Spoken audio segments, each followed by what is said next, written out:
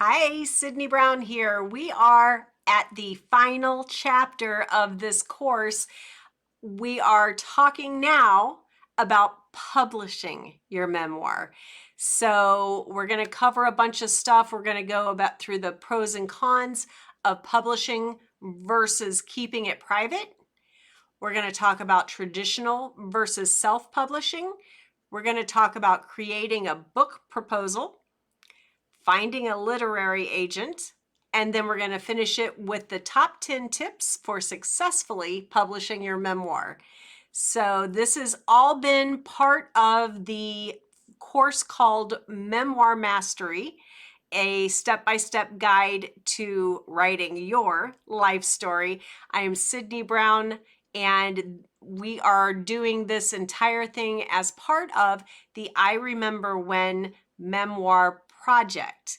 If you would like more information, there will be information down in the description for you to find a free group and to learn more about the actual project. We hope that you found great value in the course and would love it if you would like the videos, subscribe to the channel, and of course, comment below and let me know that you did subscribe. If you have any questions, please feel free to leave them in the comments. Also, you can come into the free group on Facebook, and we will answer questions through there as well. It might be a little bit faster, but definitely leave comments below. Let me know you subscribed, and I just want to interact with you. I do appreciate your support, and thank you for liking and sharing so that we can keep this content free.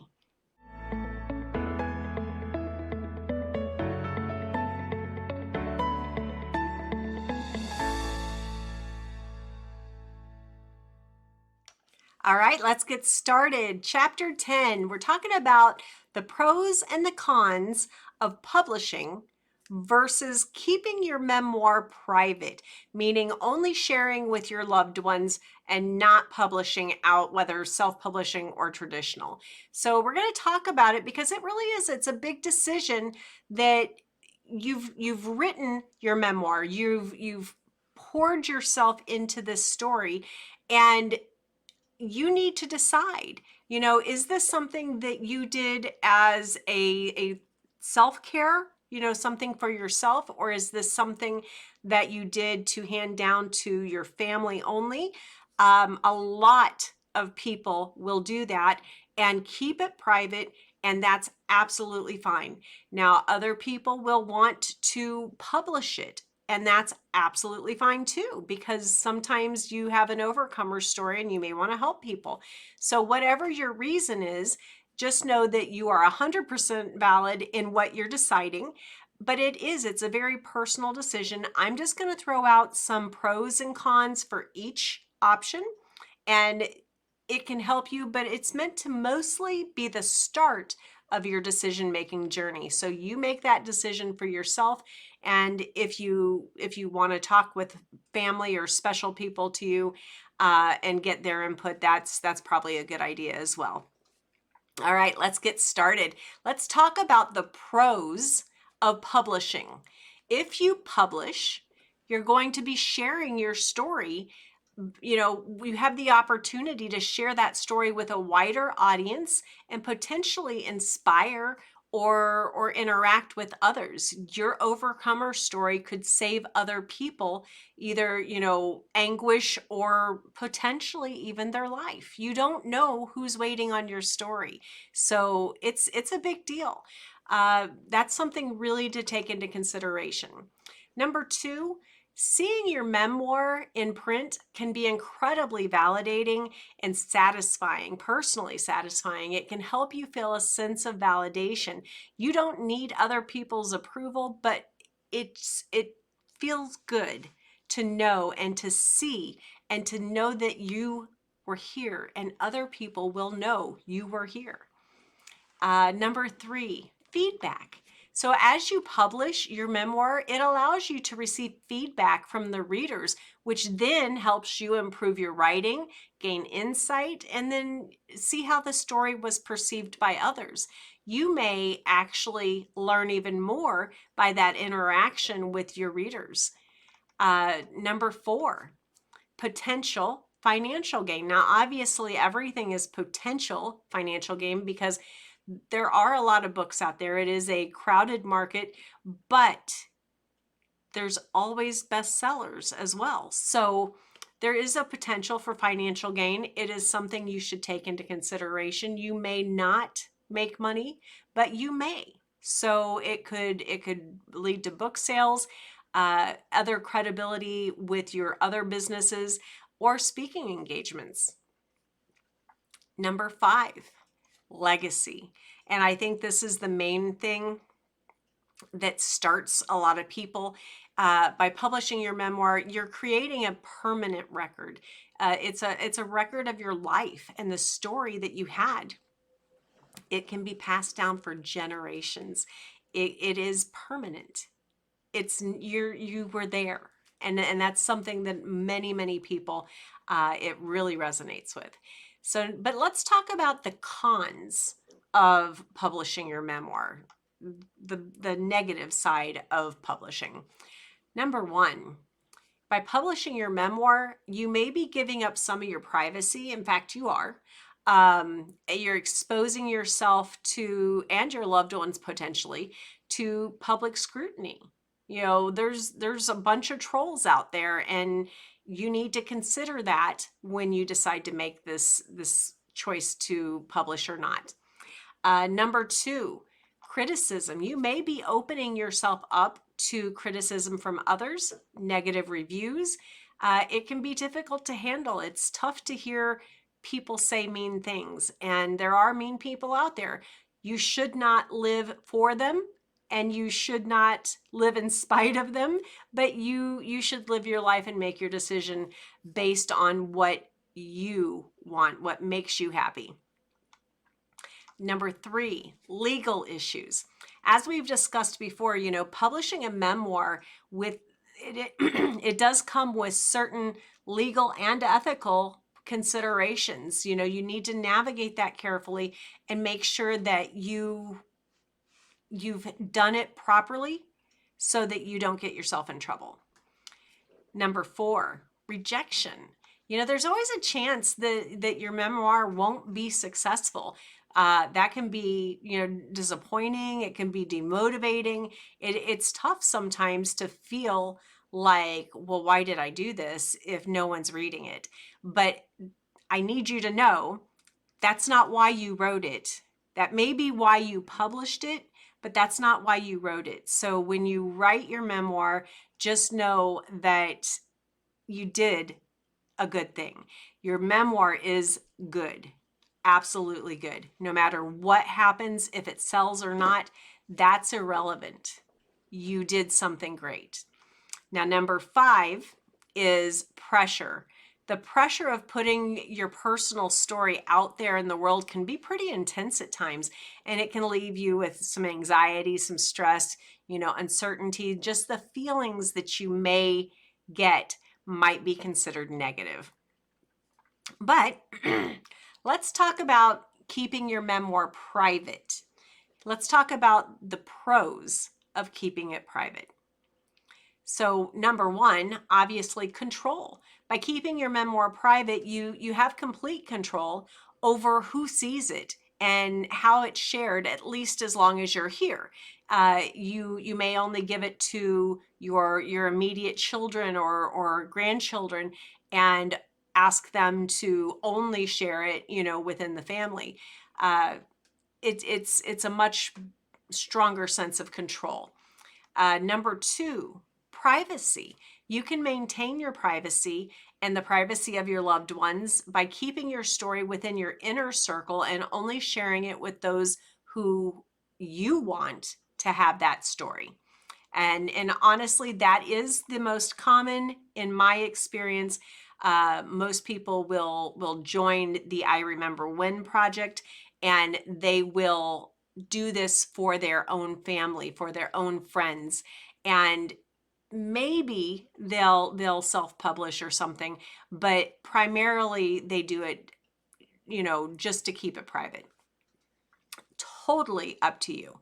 But number 3, there's less pressure. Without the pressure and the scrutiny, you're able to just focus solely on telling your story, not having to be as worried about, am I calling Sarah Sue fat?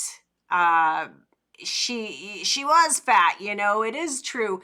But if Sarah Sue never gets the book, if she never sees it, then it's private. It's not a published book. And then at that point, again, I'm not an attorney, but you have at least some perceived expectation of privacy if you are not making any attempt to publish it. So there's less pressure to be cautious about the things that you tell when you're giving your story. Number 4, personal satisfaction. Even if you don't share your memoir with the world, the act of writing it and experiencing it is really what it's just incredibly satisfying. It's healing, it's cathartic. You're able to work through and in a way relive all of those personal memories and the experiences, good and bad. But the bad, you're able to hopefully come to some amount of closure. So doing this was a good thing no matter what, but it's up to you if you decide to let it go public or private. Number 5, emotional safety. When you share the personal story, it can be emotionally taxing. You wonder, who's judging me? They may never say something, so you let the voices in your head get to you. One, I don't think you should do that. I hope you don't do that, but some people do, and I just want that out there that is a possibility. It's just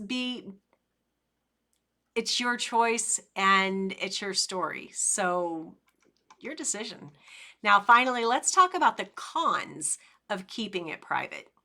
Now, you may think there aren't any cons to keeping it private, but there are. So number 1, the missed opportunities. By keeping your memoir private, you may miss out on opportunities to connect with others and share your stories.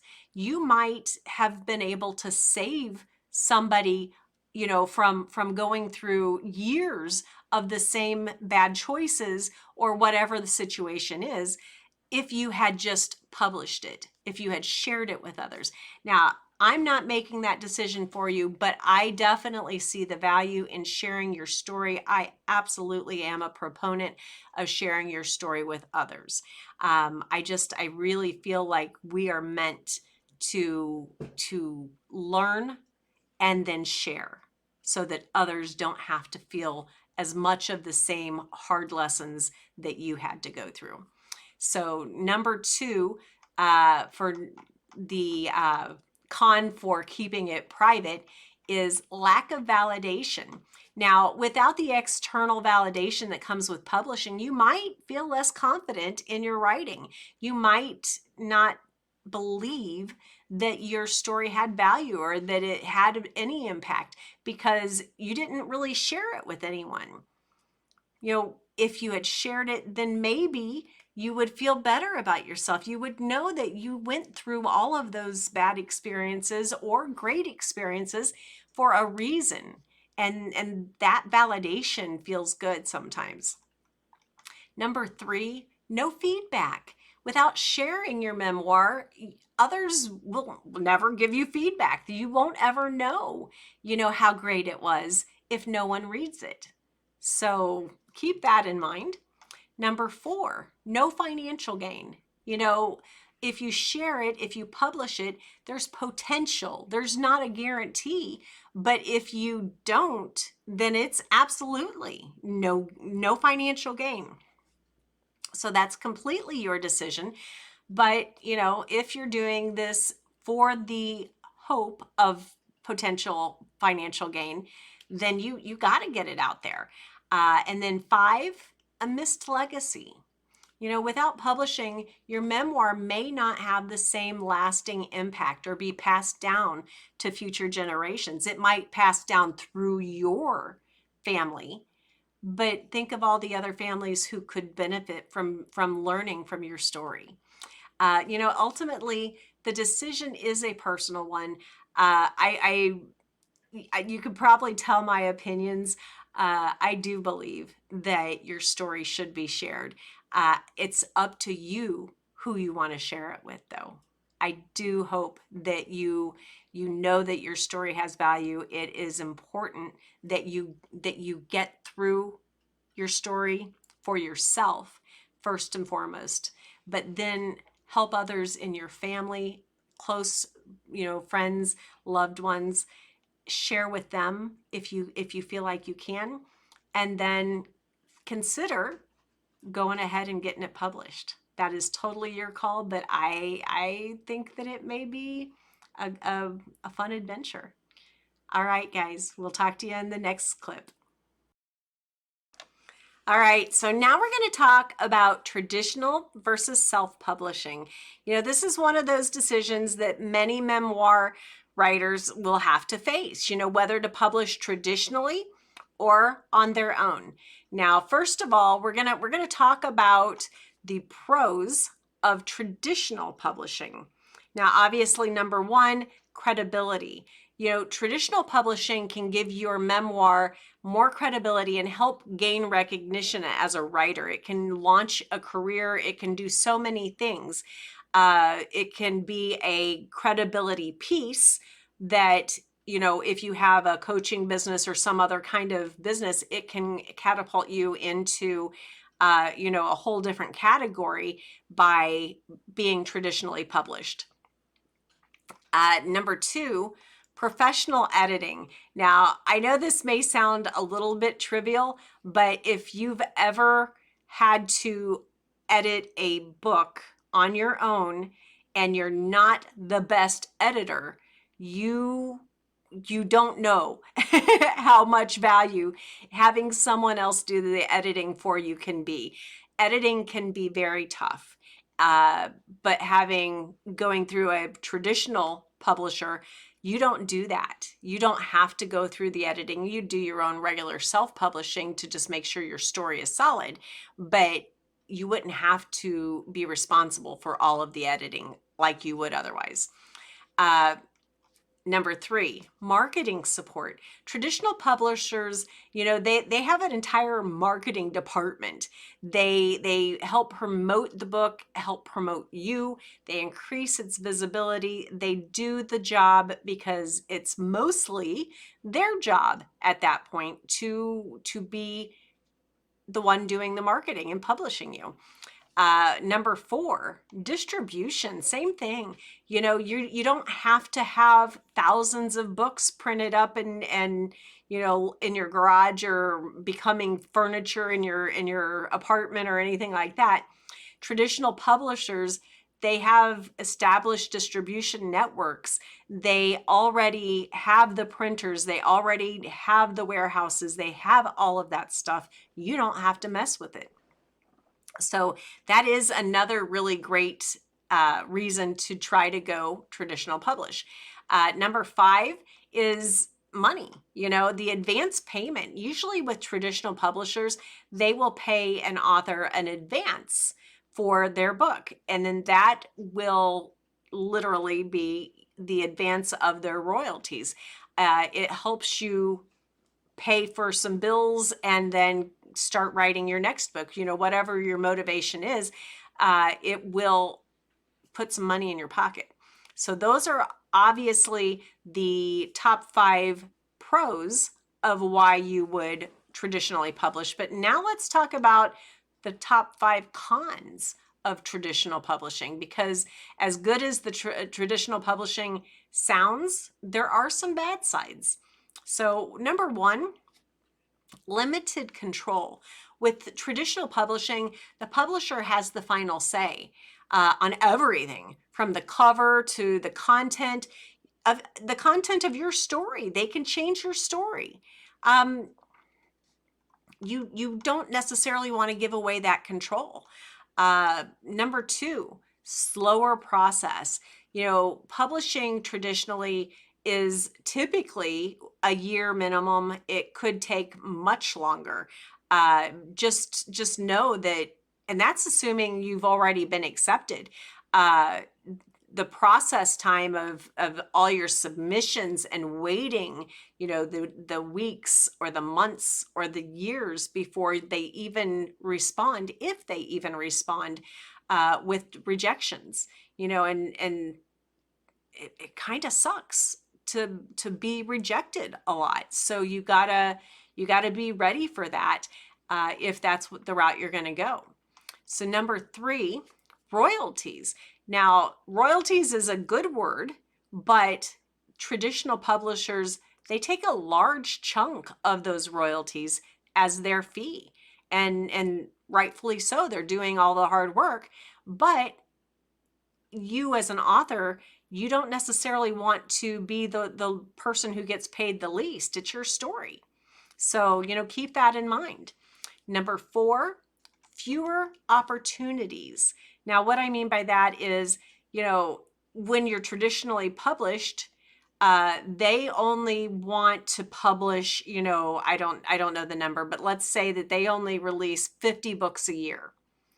Out of those 50 books that they're going to publish this year, they have so many submissions, that the chance that yours is the one that even gets read this year is potentially slim. It depends on which publishing house you send it to.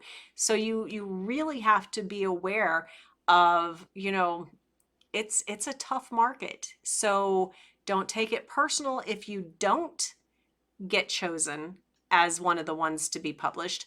But, when you are, it's great. But most will never be traditionally published, even if that's the goal that they want. So just be ready to accept that. Number 5, if you are the one chosen, the contract terms, of a traditional contract can be very complex, and it may limit your ability to make changes to your memoir. It may control your story after you've signed over your rights to that. So just be very careful when you're doing that. Now, if it's a regular fiction that you're not as emotionally invested in, yeah, heck yeah, why not? But be careful when it's your memoir. It obviously will catapult you, but what do you lose? So that's something you really need to figure out for yourself. Now let's talk about the pros of self-publishing. And I'll be honest, I am a small publishing company. I help independent writers publish their books. It's kind of a joint venture where we both can profit and we both do some investing in it. But you're still in a situation where, there's give and take. So in self-publishing, in what I'm going to talk about, I'm talking about you are doing this 100% by yourself. Now, you don't have to. There are options that are somewhere in the middle, the hybrids, because that's kind of what I am. But we'll talk about that later. Put it down in the comments if you have any questions. But that's not what this is about. I just want to talk to you about your options right now. So, the pros of self-publishing. Number 1, control.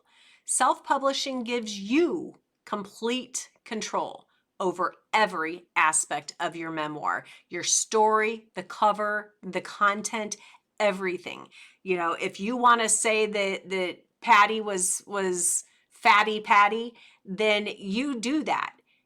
But know that you're still going to be the one that pay the consequences, but it is your control. It's your decision to make. So that's a really big deal.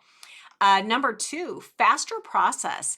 With self-publishing, you can get your memoir into the hands of readers so much more quickly than through traditional publishing. Now, I still recommend, some people will knock out a book in a week, but if you're not going to do this carefully and with true, let me, you want to take it seriously.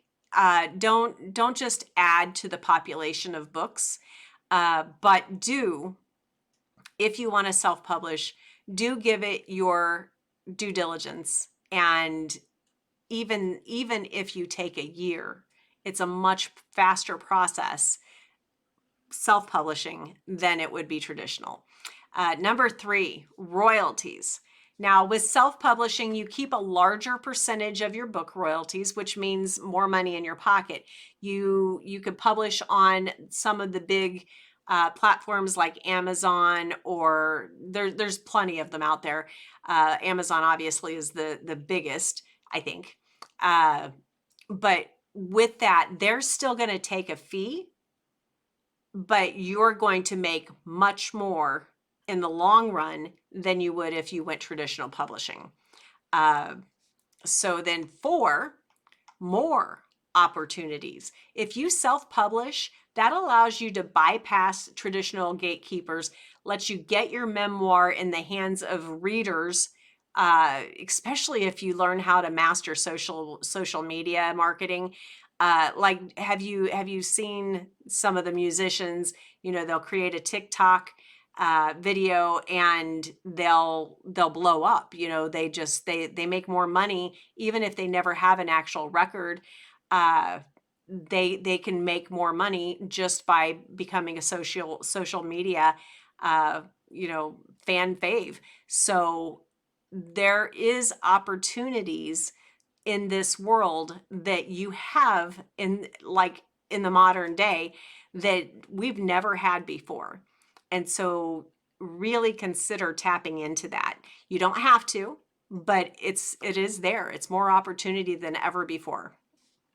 Number 5, flexible contract terms.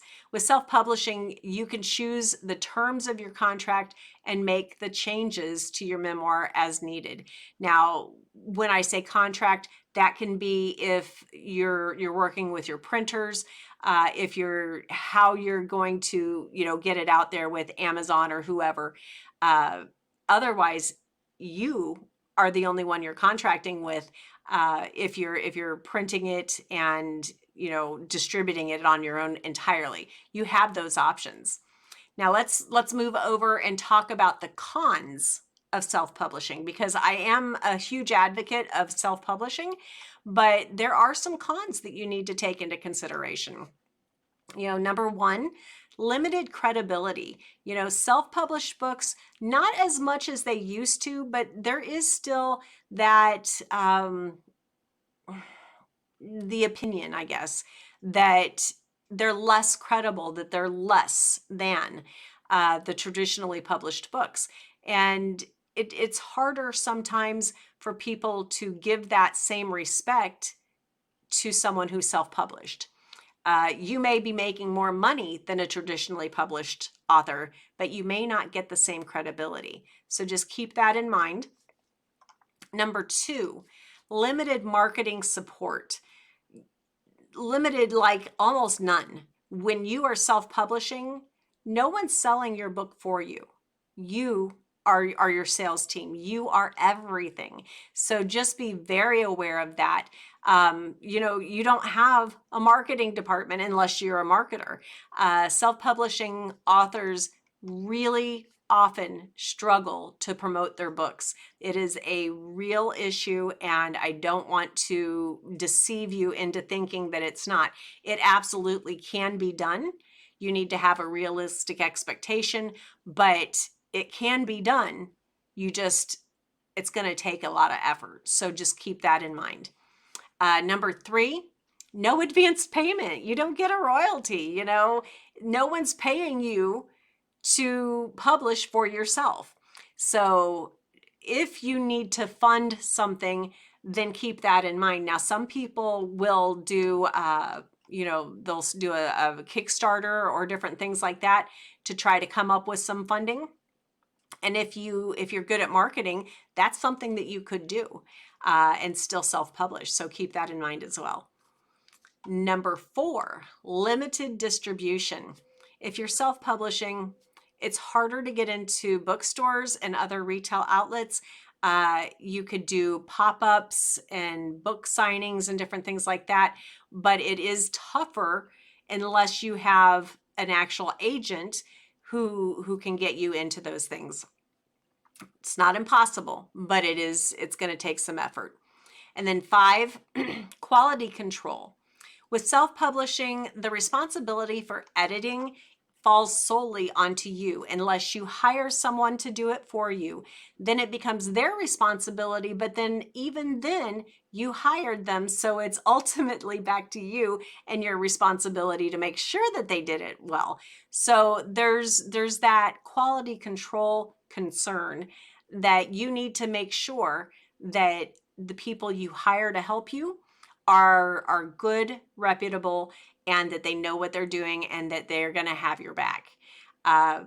Ultimately, the decision is personal on how you do this. It's going to depend on, your goals, your values, your preferences. And no matter which route you choose, just remember, the most important thing is that you did your story, that you wrote your memoir, that you went through it for yourself, and that your story is now ready to share with someone. But it's up to you to figure out who. All right, guys. Your memoir, in my opinion, deserves to be read and appreciated by others, but that's my opinion. I hope you make a decision that is the best for you. And don't hesitate, put some comments below and make sure that you subscribe, find our group, and let's talk about this if you have any questions at all. All right, thanks. Hi there. All right, let's talk now about creating a book proposal. Now, this is a really important aspect if you're ready to go the route of traditional publishing. And if you're wanting to do that, give it a try, see if you can pick up a traditional publisher. This is the best way to get that ball rolling. So we're going to give you the top 10 steps and pro tips for creating a book proposal for your personal memoir. Number 1, start with a strong hook. Now, this is something that you're marketing to someone who's seeing tons of proposals every day, and yours needs to stand out. So hook them with those first few sentences and make sure you grab their attention, and so that they want to keep reading. Think of it like an opening scene of a movie. It needs to be intriguing and memorable. 2, provide a summary of your memoir. They're not necessarily, usually not, going to read your whole thing. They just don't have the time. So give them a brief overview of your memoir, including its central theme and main characters. This will help the reader understand what your memoir is about and what they can expect from it. Number 3, highlight your unique perspective. So what sets your memoir apart from others? What makes yours unique? What unique experiences and insights do you bring to the table? Be sure to emphasize what makes your memoir stand out from anyone else's story, because that is the complete gist of what they need to know. They just want to know what's your thing. What's the thing that's you, that's not anybody else? And make sure you point that out to them quickly. Number 4, include a sample chapter, not the whole thing, but including a sample chapter will give them a taste of your writing style, your voice, and give them a better sense of what to expect from the rest of the book. This is how they'll know, is this someone that we want to talk to and get the full manuscript? This is just their taste. Number 5, discuss your target audience. So who do you envision reading your memoir? What is the demographic? Are they 50 to 65-year-old divorced women, or what's their demographic? Make sure you know that, because you need to understand your target audience no matter what, whether you self-publish or traditionally publish. So you may as well get that information figured out so you can put that information into your book proposal. Number 6, provide a market analysis. Now, this may be a little bit intimidating to hear. It is something that really will help you, though. So do some research, identify, what other memoirs are out there that are similar to yours. What sets yours apart from theirs, though? How does it fit into the current market? How does it compare? It's kind of like buying houses. Your house is here and it's new on the market, and then there's these other houses that are like it and they're all selling for this much money, and this is what's different from that one, this is what's different from that one. And then you kind of figure out, okay, is there room in the market for this? Is there a demand for this? So when you do that market analysis, ideally you would do this before you decide, traditional publishing versus self-publishing versus private. But doing it before you put a lot of money into it. Now, you want to do the story for the sake of yourself. So don't not do your story. Don't not do your memoir based off of market analysis, because who gives a crap? Honestly, you're doing this story because your story needs to be shared. But if you're going to try to market it and publish, then you really need to put on your business hat and do your research. Number 7, include a marketing plan. Yeah, we're going deeper on this, guys, because when you're doing a proposal, the publishers want to know that you're invested in this, whether it's your time or just your heart. They want to know that you're going to promote that book. You're going to do the book tours. You're going to do whatever it takes to be the face of that story. And if it becomes something great big, they want to know that you're right there with them. So include a marketing plan, show them what you're wanting to do, and, show them that you've got this website and you've got this, you've got a page over here, a group over here, you already have a following. Show them what you're already doing, and they will take you more seriously. Number 8, discuss your platform. Now, this is kind of what I was already starting, but do you have a blog? Do you have social media following? Have you been featured in any publications, on any TV shows? What is your platform? What can you do to demonstrate and to spread the word about your book? If you already have an established audience, then again, the publisher is more likely to take you seriously and to give it more consideration. Number 9, provide a list of endorsements. Now, before you start submitting, you really want to have already gone through your beta readers. You would have sent it out to them. You would have asked for feedback. And if they didn't have anything to suggest to change, you would ask them, can you give me a blurb? Can you give me a recommendation or an endorsement? And a lot of the times, if they like your book, they will. And so if any of those people, now, first of all, it doesn't matter if they're famous people or not. Anyone who likes your book and is willing to say something nice about it, something more than just, oh, great book, you want them to be specific in their descriptions. But the positive review is something that would really help you, because the general public is who's going to read it, and you want to know that general public is receiving it well.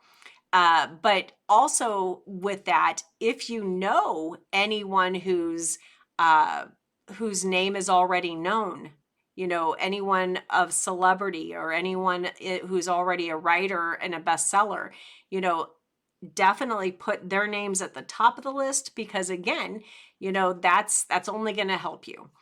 Number 10, edit, edit, edit, edit, edit. Just be sure that in your proposal that you have thoroughly edited, for content. Make sure that there's no spelling errors, no typos. Make sure that it appears professional, because they will not even read something if it looks like crap. They're just going to put it aside or maybe throw it away. I don't know. Just make sure that you've done everything that you can do to make that proposal a great one. The goal to make your proposal stand out and convince publishers that your memoir is worth investing in is your job. That's literally your job after you've written it. And if you're going the traditional route, that's your job. So make sure that you do everything in the proposal just as perfectly as you can. Don't give anyone an excuse to set yours aside. You'll be following these steps, putting your best foot forward. You'll be one step closer to getting your memoir in print. All right, so next we're going to talk about finding a literary agent. So if you've decided to go traditional publishing or to attempt, then one of the next steps that you really should consider is finding a literary agent. Now, there are a lot of ways to do this. Going through the yellow pages is probably not your best option. I don't think there really is yellow pages anymore. Anyway, we're going to give you the top 10 steps and pro tips for finding a literary agent for traditional publishing for your personal memoir. Number 1, research potential agents. Start by researching the agents who represent memoirs specifically. Look at their websites, social media profiles, and get a sense of their taste and their interest. You want to make sure that you are a fit for them, and also that they are a fit for you. Do some research on them, kind of get a feel for their vibe. Number 2, build a list of potential agents. Now, if you're not organized yet, you need to start today, because going through this, you are going to, potentially be squirreled in all sorts of directions. It's going to be extremely important that you stay organized. So start a list of potential agents.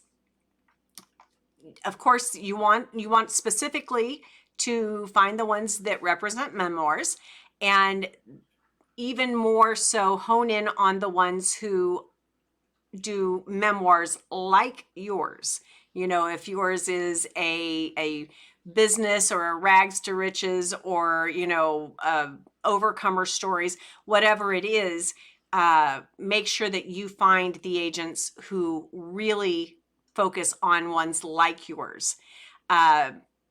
Make sure that you include their contact information, submission guidelines, everything. I would recommend using either an Excel or a Google Sheet and have your columns with each row as an agent. It's much more helpful. And then as things progress, you can just hide or delete the rows, whatever you want to do. Number 3, personalize your query letter. When submitting your query letter, you want to make sure that you personalize it for each agent. It's going to take extra time, but I promise you, if you don't, the chances are reduced that they'll give you that same respect that you will have given them by spending the extra time. It's like handwriting a letter or a card. It means more. So if you personalize the letter instead of to whom it may concern, they don't like that. No one wants to be the whom. So don't write things to whom. But mention also why you're interested in working with them specifically. Now, do you have, if you have 5 different people you're going to write this to, do you have to say 5 different things specifically? You should, but do you have to? I doubt that they know the other 4 people. They might. And they may never talk to each other. So you might be able to give the same letter to all 5, but why risk it? Just look, because you're doing your research anyway. Just figure out something that caught your attention and point that out to them.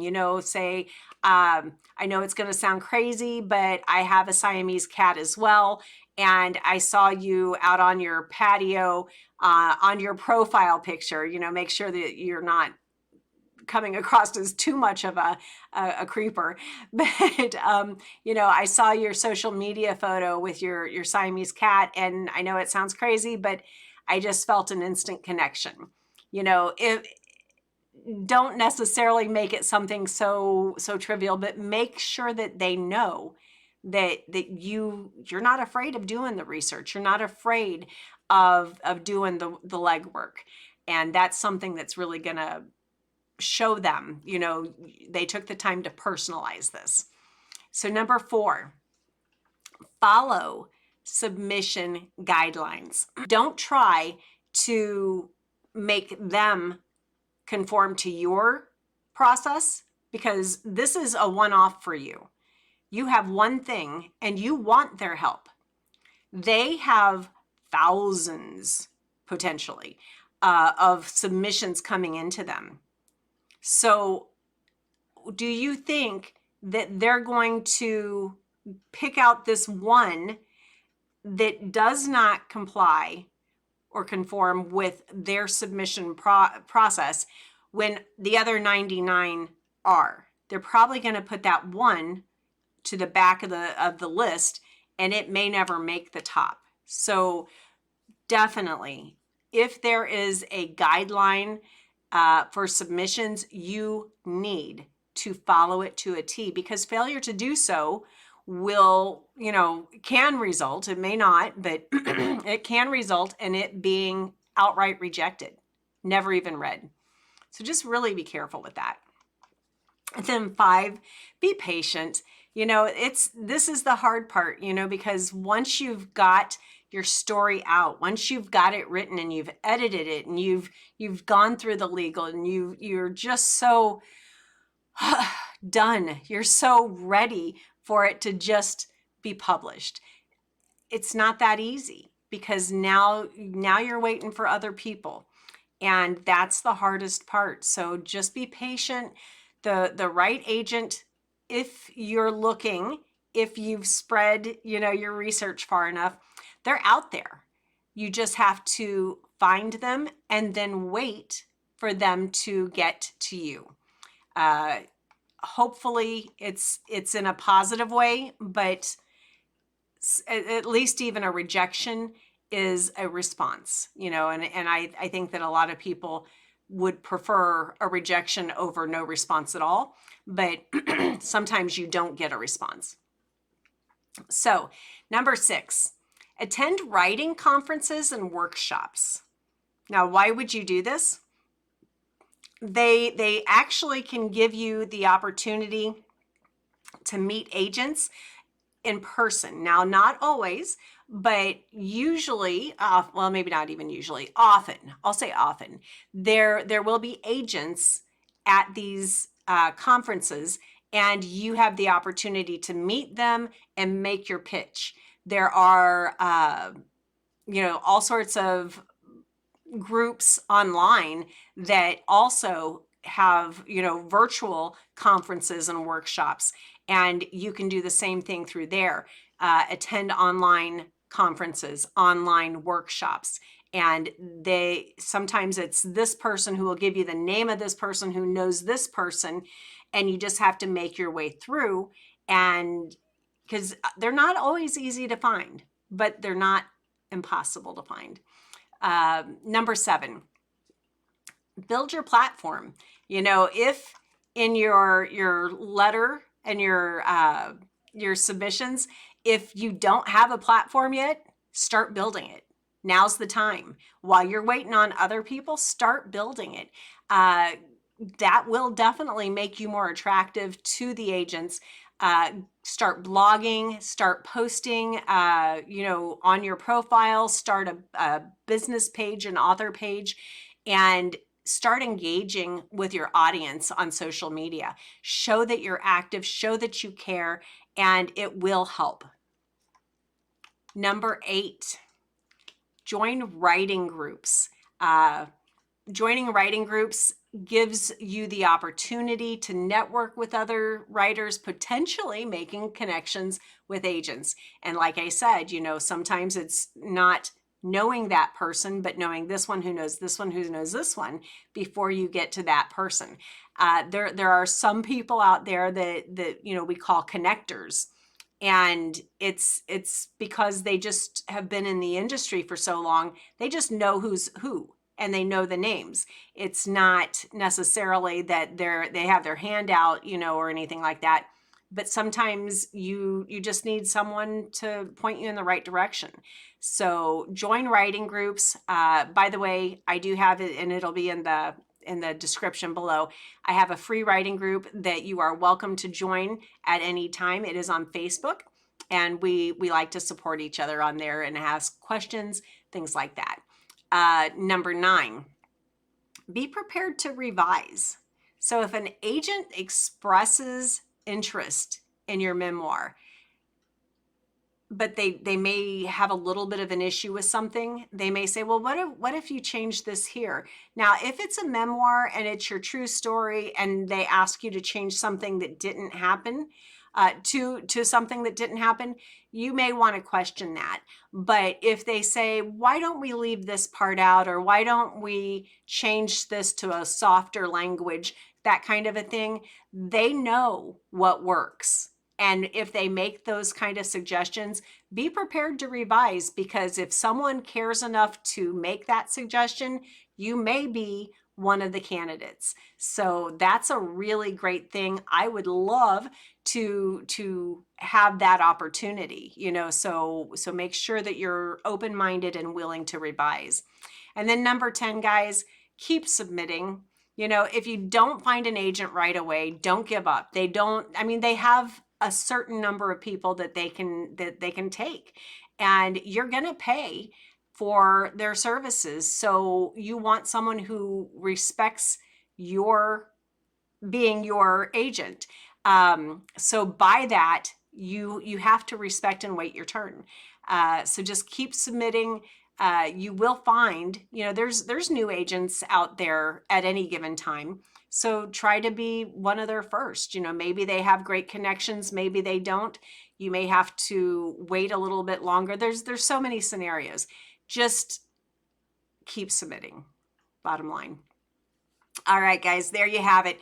Top 10 steps and pro tips for finding a literary agent for traditional publishing of your personal memoir. Remember, finding the right agent can be long and difficult, but it's worth it if it means getting your memoir published. Keep pushing forward and don't give up on your dreams. You got this. All right, now let's start to wrap up the lesson, and yes, the course, as we talk about the top 10 steps and pro tips for self-publishing your personal memoir. Whew, gosh, I hope you've been having fun with this. Number 1, edit, edit, edit. Before you even think about self-publishing, be sure to thoroughly edit your memoir. Get feedback from beta readers and hire a professional editor if possible. Number 2, choose a platform. You know, there's several out there that are big publishing platforms to choose from. You know, there's Amazon Kindle Direct Publishing, there's Barnes & Noble Press, there's Ingram Spark, there's others probably. Research each platform and determine which is the best fit for you. Look at the prices and all sorts of different things. Make sure that you do your research. You probably will want to look at a combination. Number 3, create a cover design. This is really a big thing. A lot of people are not graphic artists. So if you try to just put a picture on a cover, it's going to look like a picture on a cover. It may be special to you, but it's not a book cover. So really, it's important that you use something that's been professionally designed. Don't take a shortcut on a book cover, because while they say you can't judge a book by a cover, that's what we do when it's books. We literally judge the book by the cover. All right. So make sure your memoir's cover is, because it's the first thing that your readers are going to see. It's so important that you make a good impression. So I suggest you either use a program like I Remember When, where we help you with your cover. We customize it and things like that. Or you hire a professional to create your own custom cover. Number 4, format your manuscript. Again, number 4 is another one of those things that you just can't do wrong and get away with it. You really need to have a good format of your manuscript because it needs to read well. It needs to look organized. And even if it's an ebook or a paperback or a hardcover, they all have to be formatted differently. So you need to learn all of the different ways of formatting for each thing, or you need to hire that out. So make sure that you take that into consideration on how you want to spread your story. Do you want it in an ebook form? Do you want it in a paperback? How do you want that out there? It makes a difference. Number 5, set a realistic budget. So self-publishing can be expensive. It's not nearly what it used to be years ago. Used to be, it would be minimum of, $5,000 to $10,000 minimum, because you had to get the software, you had to hire people, you had to do all the marketing, all of that stuff. And honestly, that is probably a really conservative budget for what it used to be. Nowadays, it's much more reasonable, but you do need to be realistic and have a budget of some sort. Self-publishing can be expensive, but the editing, the cover design, marketing, all these things add up. But if you, again, find a program, and I'm probably going to sound a little bit like a broken record, I apologize, but if you find a program like I Remember When, we help you through the hard parts. You did the part that you do, and then let us help you with the other parts. Number 6, create a marketing plan. Now, if you did it in the previous chapter, then good for you. That's what you should do. But you need to have a marketing plan, because if you're going to self-publish, you need to know how you're going to get books in people's hands, how you're going to get your story heard, how you're going to get your story read. You need to know how. So look at social media, advertising, book bloggers, things like that to get the word out. Number 7, choose a launch date. This is important, and it may not seem like a big deal, but it really is. Choosing that launch date is a way to determine, let's say 7 months out, whatever it is. If it's a year, choose that launch date, and then that way you can organize your schedule and make sure that you stay on track with your writing, with your marketing, with your appointments, with every stage of everything. Your Excel sheets are going to be going busy with all of your tracking of everything. Just make sure that you start planning, and your launch strategy should go very smoothly as long as you plan. And again, if you use a project or a program, you may be able to have all of that laid out for you so that you just follow the direction. Number 8, get reviews. Reviews are so important because there are so many books out there. People rely on the reviews of others to let them know, is this one of those self-published books that when I open it, it doesn't even have a single sentence that's, understandable? Is the formatting going to be so bad that I can't even read it? People look for bad reviews and they stay clear of that. People look for good reviews. And even then, with good reviews, they look for a lot of good reviews. So it's really important that you get as many reviews as you can. So I would recommend you do that with your early release, your beta readers, and get as many reviews from them as you can so that you can put that on the front page of your book. Little pro tip there, so that if it's on Amazon, as they take a peek inside the cover, the good reviews will be on the first page of your book. So you've got some instant credibility there. Just a pro tip. Number 9, engage with your readers. Once your memoir is published, it's important that you start engaging with your readers. Have a Facebook page for your author name, and start letting, put people, in the right direction. And you can also do that on your first page of your self-published book as well. Here's my social media, and they will find you, they will like you, they will follow you.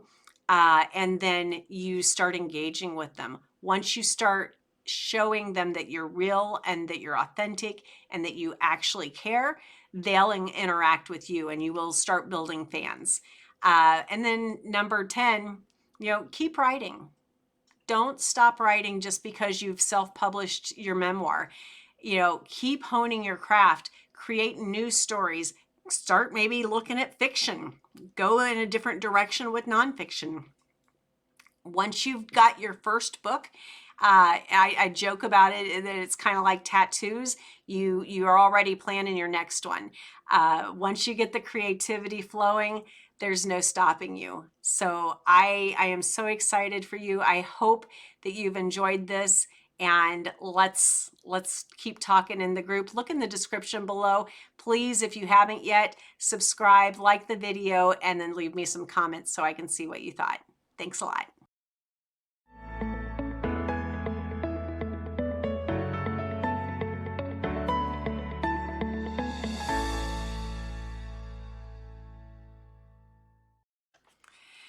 Well, that brings us to the end of our course on writing a personal memoir.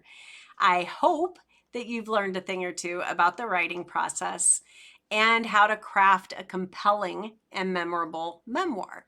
If you enjoyed the course, please like and follow us for more great videos on writing and storytelling. We have plenty of other courses and tutorials to help you improve your craft and achieve your writing goals.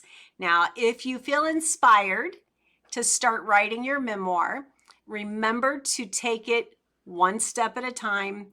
Whether you choose to self-publish or pursue traditional publishing, that whatever path is right for you, go for it. Thank you for joining me on this learning journey. I hope that you'll subscribe if you haven't yet to our channel on YouTube. Join the writing group in Facebook. All that information will be in the descriptions. And, consider letting us help you with your own personal memoir. The I Remember When program is a project that provides you with a pre-formatted template. We have dozens of professionally designed book covers that can be customized to your very own. And we have monthly live sessions with questions and answers, as well as shout outs for those who have been making progress on their memoirs. The I Remember When Pro project is also able to provide you with basic editing and help through the toughest aspects of this process. Plus, everyone in the US will get a copy of your book sent to you. You have the option, of course, of ordering additional copies And you will also get the ebook version to share with whoever you choose. So now that you know how to do the part that's inside you, consider allowing my team and I to help you with the stuff that no one enjoys. We're good at it and we can help. The I Remember When project is something that you may want to look at. Keep telling your story, sharing your voice with the world, and keep your creativity soaring.